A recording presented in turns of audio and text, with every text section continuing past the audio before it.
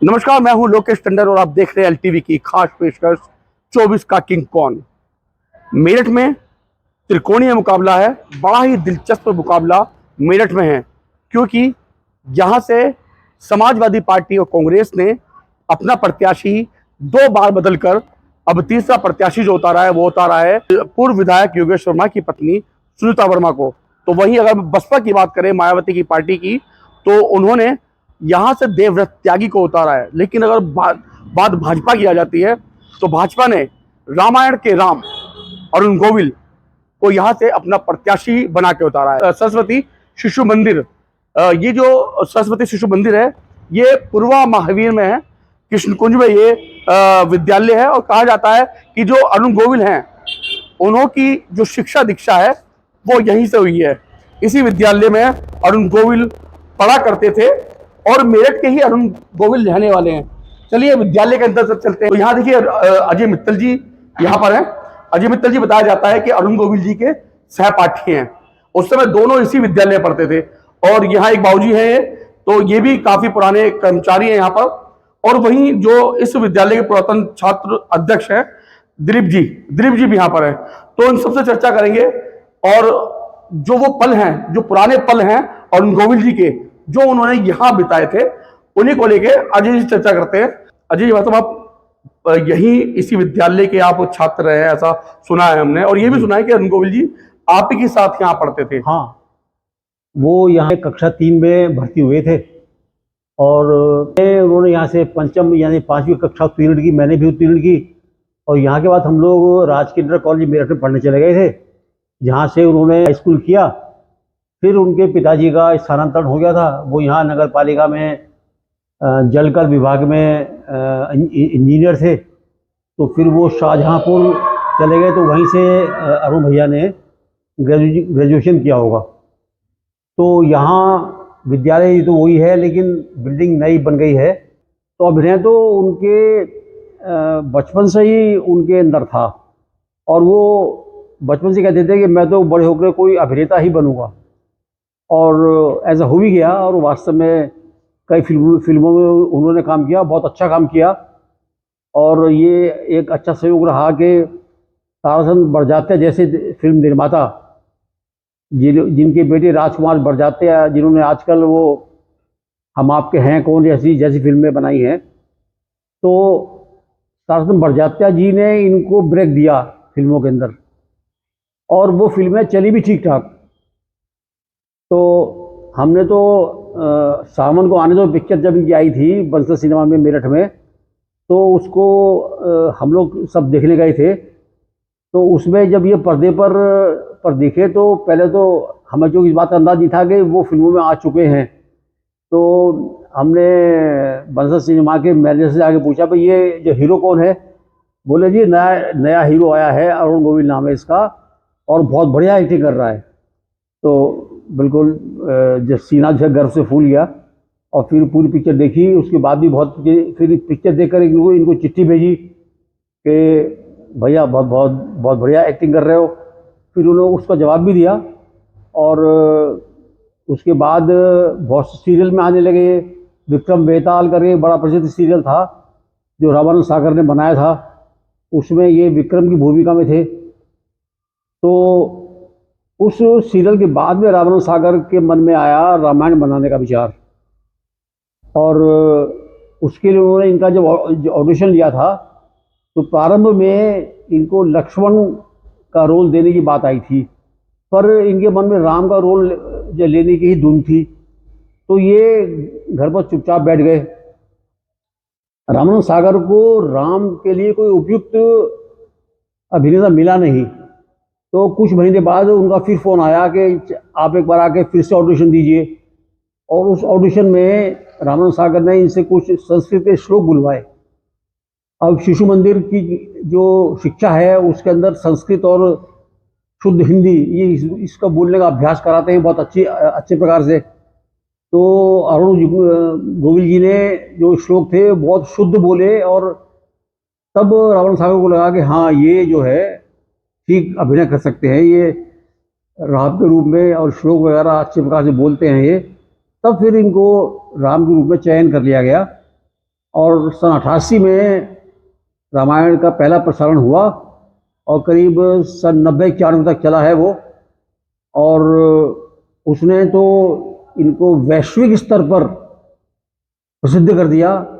सारी दुनिया में रामायण देखा जाता था। आज तक भी मैं देख रहा हूँ कि आज भी जब कभी किसी चैनल को कोई कार्यक्रम दिखाना पड़ता है पुराना, तो वो रामायण सीरियल को ही पहली पसंद के रूप में रखते हैं। कोरोना में तो विशेष तौर से ये जो रामानंद सागर की रामायण थी, इसको पुनर्जीवन मिल गया और फिर से हम लोगों को बड़ा इस बात का गर्व हुआ कि हम अपने मित्र को देख रहे हैं फिर से राम के रूप में। और जैसी सौम्यता जैसा और सरलता राम के चेहरे पर चाहिए, वैसी ही सौम्यता और सरलता अरुण गोविल जी के चेहरे पर है। अब देखेंगे इनके चेहरे पर कोई छल कपट का ऐसा भाव बिल्कुल महसूस ही नहीं होता और ऐसे लगता है जैसे वो श्री राम रूप में साक्षात उपस्थित हैं। अच्छा अजय जी, मतलब ये मैं ये पुस्तक देख रहा हूँ, काफ़ी पुरानी पुस्तक है ये, और अभी आप जिक्र भी इसका कर रहे थे कि जब आप यहाँ विद्यालय में पढ़ते थे उस समय की ये पुस्तक है ये। हाँ, तो उसके जो पेज हैं वो भी बता रहे हैं काफ़ी पुरानी हो चुकी है, लेकिन इस पुस्तक का नाम देख के लग रहा है कि बाल चित्र रामायण द्वितीय भाग। तो क्या यहाँ उस समय आपको रामायण पढ़ाई जाती थी? क्या इस पुस्तक से प्रेरणा मिली है रामायण में जाने के लिए?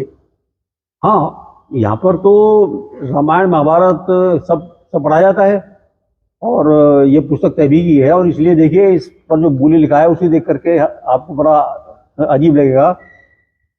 मूल्य 30 नए पैसे। अच्छा, 30 नए पैसे कितने होते थे उस समय? क्योंकि आज के जो युवा हैं, आज के जो बच्चे हैं, आज की जनरेशन है, उनको नहीं पता 30 नए पैसे क्या होता है ये। देखिए 25 नए पैसे में 4 आने बनते थे, चवन्नी होती थी तो बोलते थे, तो ये 5 आने हो गए चवन्नी में जी। 6 पैसे में 1 आना आता था जी, 6 नए पैसे में। सन 57 में ये भारत में 1 रुपये में 100 पैसे का चलन शुरू हुआ था और तब से सब चीज़ें बदल गई। ये तभी की बालचित्र रामायण है और यहाँ पढ़ाई जाती थी। ये एक चित्र है जो 2009 में यहाँ विद्यालय में, इसी विद्यालय में अरुण गोविल जी को बुलाया था। तो यहाँ विद्यालय के प्रधानाचार्य जी जो उस समय थे, अनिल जी। अच्छा जी, मतलब अगर आपको उठने में कोई कष्ट ना हो तो जिस कक्षा में आप और अरुण जी पढ़ते थे वो हम लोग देखना चाहेंगे।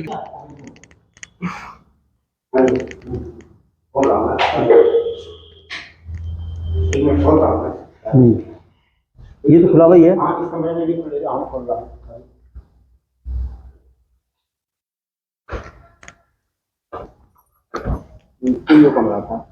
अच्छा, ये अच्छा एक कक्ष ये हुआ करता था, ये खतिये था जहाँ आप दोनों बैठते थे। हाँ, तो यही पे पढ़ते थे। अच्छा, ये पहले ऐसे था या कुछ बदलाव हुआ? नहीं, अब तो इसमें कुछ सामान ये रखा गया है। पहले तो इसमें इधर शाम पट होता था और हम लोग यहाँ बैठते थे। यही वो पहला कक्षा है जहाँ सबसे पहले जब मैं था यहाँ विद्यालय में मैं भर्ती हुआ था, तो यहीं पर ही वो early to bed early to rise makes man healthy वाली एडवाइस ये हमें पहले दिन ही सिखाया गया था।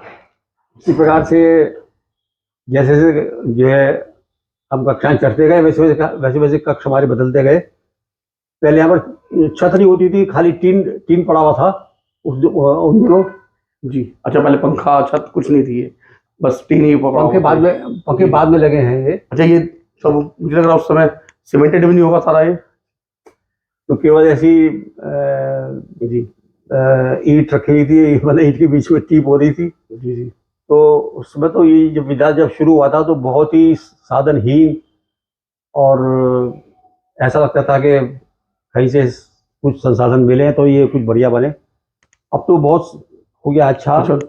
यहाँ आज भी मतलब श्री राम की हर जगह श्री राम की आपको जरूर मिलेगी यहाँ। श्री राम का चित्र यहाँ भी है, तो भगवान राम का चित्र हर जगह मुझे देखने के लिए यहाँ मिल रहा है लगभग। हाँ, ऐसी वातावरण में शिक्षा हुई होगी जी। तो इधर कुछ कक्षाएं थी जो अब तो ये एक पैसेज बन गया है, लेकिन यहाँ सामने कक्षाएं होती थी।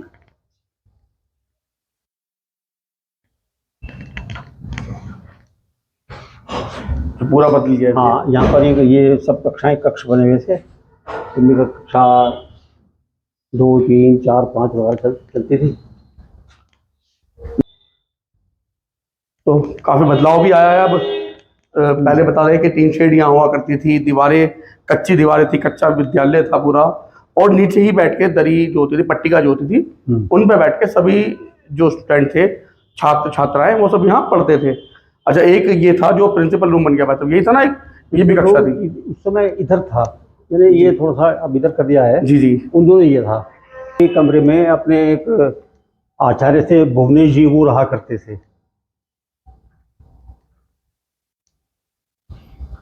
थोड़ा कमरा थोड़ा उसमें छोटा रहा हुआ है। पीछे आचार्य जी रहते थे, वो यहाँ की सारी व्यवस्थाएं भी संभालते थे। तो बिल्कुल आपने देखा जो भाई साहब ने आपको बताया अभी।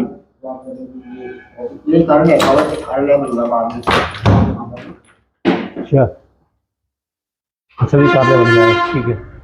अच्छा भाई साहब, ये रूम भी उस समय का है या अभी बदलाव हुआ है कुछ? नानक पद के ये ऊपर का बदल गया है, तो नीचे तो यही है सब। और वही अलमारी, ये पहले कच्चे रूम हुआ करते थे। अच्छा, ये अरुण जी के समय की अलमारी है। अच्छा, अरुण जी के समय की, अरुण गोविल जी में यहाँ पढ़ते थे, और भाई साहब अजय मित्तल जी पढ़ते थे, उस समय की अलमारी यहाँ पे है। ये तो बदल गया, मेज तो उधर रख दिया अपनी तरफ, मेज भी थी नहीं यहाँ की, वो वहाँ रख दी। वो कुर्सी यही है जिसमें प्रधानाचार्य बैठते थे। अच्छा, जो प्रधानाचार्य थे उस समय अरुण गोविल जी के, वो इसी कुर्सी पे बैठते थे। इस वाली कुर्सी भी, कुर्सी आज भी यहाँ पर मौजूद है, अलमारी भी यहाँ पर है, वो कक्ष भी है। बस थोड़ा बदलाव जो हो रहा है समय के साथ साथ, लेकिन जो चीजें हैं, जो पुरानी चीजें हैं, वो आज भी यहाँ पर इन्होंने बड़ी ही अच्छे से संजो के रखी हुई है।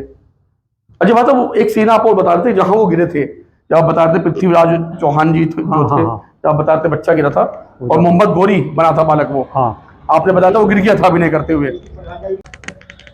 और बताओ, और आज विद्यालय आए आप, क्या क्या चीजें ऐसी हैं जो ताजा हुई हैं आपकी? क्योंकि वरुण गोविल जी तो मेरठ में आए, मिलने आए थे आपसे। हाँ, मिले हैं। अच्छा, तो कैसा व्यवहार है, कुछ व्यवहार बदलाव उनके आया है पहले से? बिल्कुल, वो तो उनके अंदर तो कोई दिखावा, कोई छल कपट कोई है ही नहीं। वो तो बिल्कुल इतने सौम्य है कि आप मिलने के बाद यकीन करेंगे कि ये कैसा।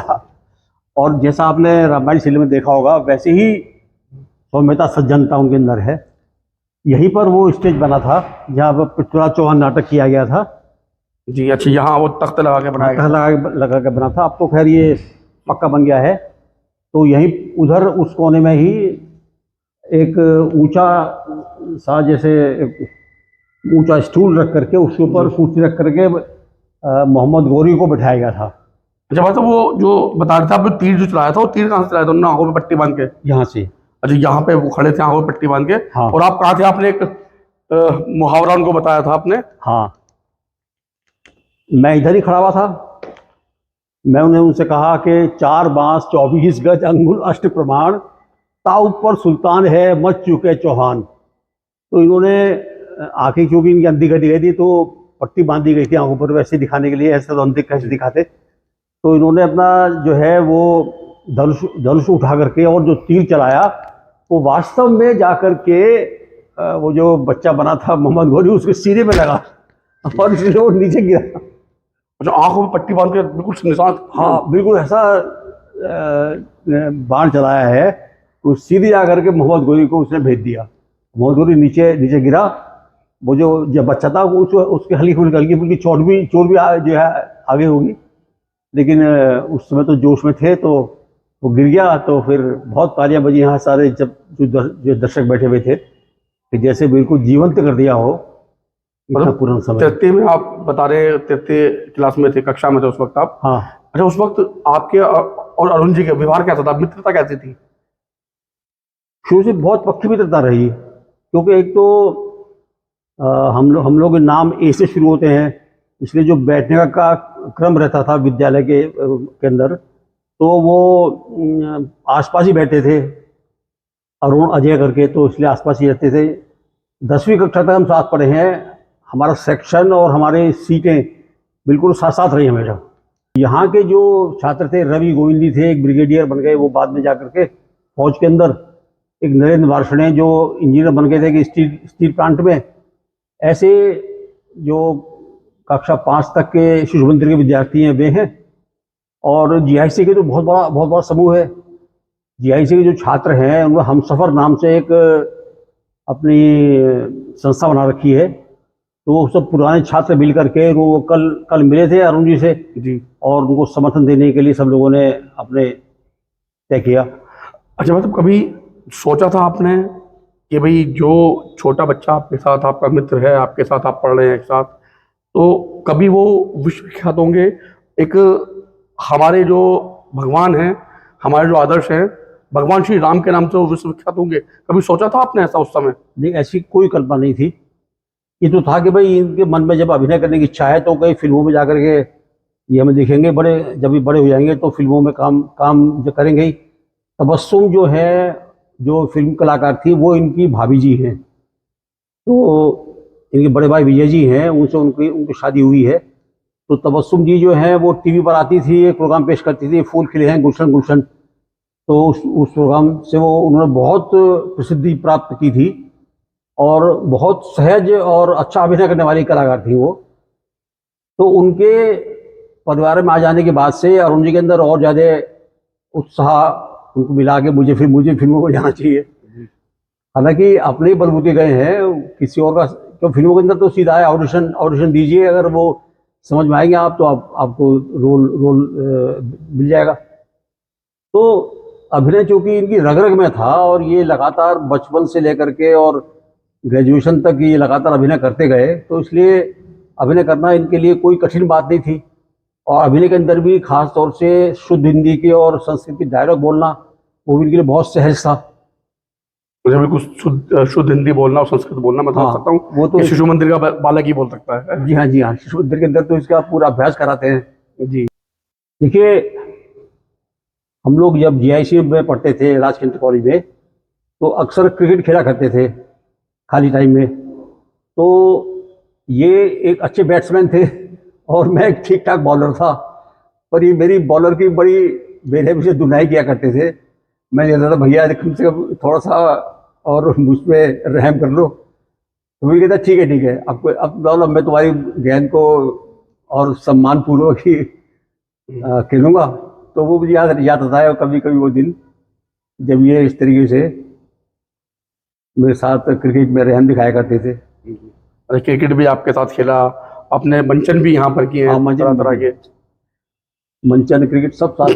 तो मतलब क्या लग रहा है, क्योंकि अब भाजपा ने आपके मित्र को, मेरठ के रहने वाले हैं, उसी विद्यालय से पढ़े हैं और भगवान श्री राम के नाम से उनको विश्व में वो विख्यात है, क्योंकि भगवान राम का किरदार उन्होंने निभाया है। लेकिन ऐसे वो यहाँ भाजपा के प्रत्याशी बन के आए हैं। अब क्या कहना है आपका? देखिए, ये तो 500 साल बाद श्री राम की अयोध्या में अपने जन्मभूमि में वापसी हुई और यहाँ राम का अभिनय करने वाले अरुण गोविल जी की लगभग 40 साल बाद अपनी जन्मभूमि पर वापसी हुई है। और वो उन्होंने कहा भी है कि मैं अपने जन्म स्थान का ऋण चुकाने के लिए आया हूँ और इस नगर को बम्बई और दिल्ली से भी ज़्यादा विकसित बना करके दिखाऊंगा और कोई समस्या किसी प्रकार का किसी को कोई कष्ट हो तो दूर करने में मैं सबका दूंगा साथ। हर मेरठवासी मेरा अपना भाई है, मेरा अपना परिवारजन है और इसलिए अरुण जी जो हैं वो इस बात के लिए बिल्कुल निश्चिंत होकर आए हैं कि मुझे अपना पूरा जीवन राजनीति में रहते हुए मेरठ की सेवा करते हुए गुजारना है। बिल्कुल, मेरठ से उन्होंने शिक्षा हासिल की है, मेरठ ही उनकी जन्मभूमि है। अब उनका यही कहना है जो मातृभूमि है उसका कर्ज चुकाने के लिए अब वो यहाँ पर वापस आए हैं। हाँ। तो दिलीप जी भी साथ हैं, एक बार दिलीप जी से बात करता हूँ। दिलीप जी, आप अध्यक्ष हैं पुरातन छात्र के यहाँ पर, तो यहाँ पर आप रहे भी हैं और यहाँ से अपने शिक्षा भी ग्रहण की है, तो क्या लग रहा है आपको, क्या चर्चाएं लग रही है आपको? देखो, एक तो मुझे गर्व है कि अरुण गोविल जी इस विद्यालय के पूर्व छात्र हैं। सबसे बड़ी गर्व की बात है ये हमारे पूरे विद्यालय के लिए। उनको आज की आने वाली पीढ़ी को उनसे प्रेरणा लेनी चाहिए कि जैसे उन्होंने श्री राम का चित्र रामायण में निभाया, वैसे ही उन्होंने अपने जीवन काल में भी उस चरित्र को प्रमाणित किया अपने आप को। और मैं चाहूँगा कि विद्यालय भी आए वो और बच्चों का, लोगों का मार्गदर्शन भी करें वो। तो बिल्कुल, जो यहाँ जो स्टाफ हैं उनसे बात करूँगा। अच्छा बाबूजी, क्या नाम है आपका, क्या करते हैं यहाँ पे? मेरा नाम शुक्लदीन जोशी है और मैं यहाँ सेवा में दे रहा हूँ कि मैं करीब 35 साल के ज़्यादा ही हो गए होंगे, 35 साल तो हो ही गए हैं। अच्छा, बताते हैं ऐसा कि अरुण गोविल जी इसी विद्यालय से पढ़े हैं। जी जी। और आप दिखा भी रहे थे कि कुछ कक्षा हाँ, हैं, क्योंकि उस उन समय- कक्षों में रहे हैं वो। जी, वो ऐसा है कि एक कार्यक्रम था पूर्व छात्र परिषद द्वारा और विद्यालय द्वारा एक कार्यक्रम करा गया यहाँ, यहीं पर ही, इसी स्थान पर। तो उस समय वो आए तो बड़े मुझे ऐसे लगा, उस समय की बात मैं बता रहा हूँ, याद दिलवा रहा हूँ आपको। ऐसा मतलब इस शिशु मंदिर की गरिमा का विषय है, मतलब ऐसे स्कूल मतलब पूरे विश्व में होने चाहिए। क्यों होनी चाहिए? क्योंकि अगर संस्कार सही नहीं होंगे तो सब बेकार है कला धरा। इसलिए शिक्षा तो वही होनी चाहिए जो आगे तक पूरा मतलब चलता है। उन्होंने मतलब क्या करा, हमारे पुरातन जो हमारा पुरानी संस्कृति है उसको जिंदा कर दिया हमारे अरुण गोविल जी ने। ये साक्ष्य कैसे है, ये रामानंद सागर जी ने खुद कहा है। मैंने टीवी में जब सीरियल देख रहा था तो उन्होंने कहा कि ऐसा पात्र मिलना बड़ा मुश्किल है। अब उनके मुखारबिंद से अभी आए थे तो वो भी बोले इस बात को कि उन्होंने 4 महीने के लिए किसी और पात्र को लिया सीरियल में, उस रामायण सीरियल में जो है, लेकिन वो 4 महीने तक वो उनके संतोष नहीं हुआ उस पात्र से। उन्होंने फिर फ़ोन करा, भाई अरुण गोविल जी आप कहाँ हैं? बोले मैं यहीं हूँ। तो आप आइए। तो उन्हें पुनः मतलब उनकी इच्छा तो नहीं थी फिर, लेकिन फिर पुनः इच्छा उनकी बनी, फिर दोबारा वो पात्र बने। मतलब कोई जबरदस्ती नहीं कि मैं बनूँ, उनकी भी इच्छा नहीं थी। लेकिन मैं समझता हूँ कि ये भी प्रभु की कृपा हो रही कि जो सांसद पद पर जो आ रहे हैं ये भी प्रभु की कृपा समझो। मैं आपको सीधा सीधा ये कहना चाह रहा हूँ कि अरुण गोविल जी मेरठ का सुधार करेंगे और करने आए हैं। और मैं सभी से मेरा निवेदन है, पूरी मतलब मेरठ वासियों से, अपने मेरठ वासियों से निवेदन है कि उन्हें करबद्ध प्रार्थना कि वो मन, क्योंकि स्वतंत्र हैं मतदाता, कोई भी स्वतंत्र, हम ये नहीं कहेंगे कि स्वतंत्र हैं, अपने मतलब का अधिकार मतलब सोच समझ के वो अपना सोचें और समझें, मतदान अधिक से अधिक करें। घर में जो भी है कोई रह न जाए। मतलब मेरा सभी से विनम्र निवेदन है कि मन से स्वच्छता से बढ़िया तरीके से वोट करें और अपने मेरठ को आबाद करें। मैं तो अपने जोशी जी हैं यहाँ विद्यालय की देखरेख भी करते हैं और काफ़ी जो पुराने यहाँ के जो कर्मचारी हैं विद्यालय के वो हैं। तो आपने जो उनके भाव देखे हैं, तो भाव देख के आप खुद अंदाजा लगाएंगे कि हाँ भाई वास्तव में जो पुरातन छात्र हुए या पुराने कर्मचारी हुए या उनके सहपाठी हुए, तो इन सभी के भाव देख के आप अंदाजा लगाइए कि अरुण गोविल जी का व्यवहार कैसा रहा होगा, कैसी उनकी छवि रही होगी और कैसा उनका चरित्र रहा होगा। चलिए आगे चलेंगे, आगे भी आपको दिखाएंगे अरुण गोविल जी से जुड़ी और नई नई बातें। तब तक के लिए नमस्कार।